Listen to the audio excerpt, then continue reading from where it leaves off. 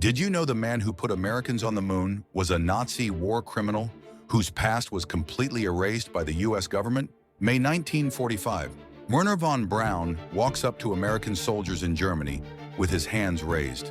He looks like any other prisoner of war, but this man had a terrifying secret. Von Braun created the deadly V-2 rockets that rained down on London, killing thousands of innocent people. Even worse, these weapons were built by slaves in concentration camps who died by the thousands. Here's where it gets truly disturbing. The American government didn't arrest him.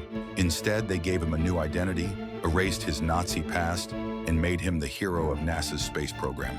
This was Operation Paperclip, a secret mission that brought over 1,600 Nazi scientists to America. Many had blood on their hands from war crimes. The man celebrated as an American space pioneer had used slave labor to build machines of death just years before.